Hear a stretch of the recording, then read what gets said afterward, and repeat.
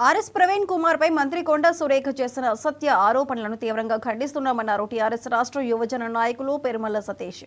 ప్రభుత్వ తప్పులను ప్రతిపక్ష నేతలపై నెట్టడం కాంగ్రెస్ కి అలవాటైందన్నారు. గతంలో ఆర్ఎస్ ప్రవీణ్ కుమార్ గురుకుల సెక్రటరీగా ఉన్నప్పుడు ఇప్పుడు ఎంత దుర్మార్గమైన ఘటనలు జరగలేదన్నారు.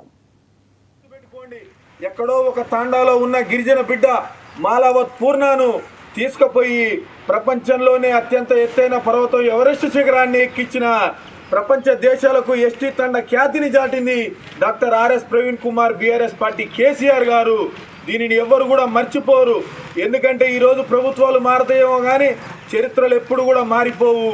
కాబట్టి కాంగ్రెస్ పార్టీ వాళ్ళు ఇప్పటికైనా బీఆర్ఎస్ పార్టీ వాళ్ళ మీద నిందలు వేయడం బంద్ చేసి కనీసం గురుకుల హాస్టల్లో చదువుకునే విద్యార్థులకు నాణ్యమైన భోజనాన్ని అందించాలి. ఎందుకంటే నిన్న ఆసిఫాబాద్ జిల్లా కలెక్టర్ గారు కూడా ఒక గురుకుల స్కూళ్ళకి ఆయన విజిట్ చేయడానికి పోతే అక్కడ ఉన్న సిబ్బంది మురిగిపోయిన పాడైన కుళ్ళిపోయిన కోడిగుడ్లను పొట్టు తీస్తుంటే ఆ కలెక్టర్ గారు చాలా బాధను వ్యక్తం చేసిండు.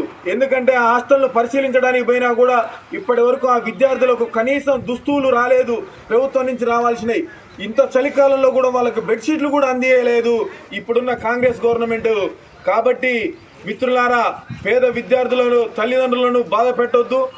ఈ కాంగ్రెస్ పార్టీ గురుకులాల్లో చదువుకునే విద్యార్థులకు మంచి విద్యను, నాణ్యమైన భోజనాన్ని అందించాలి.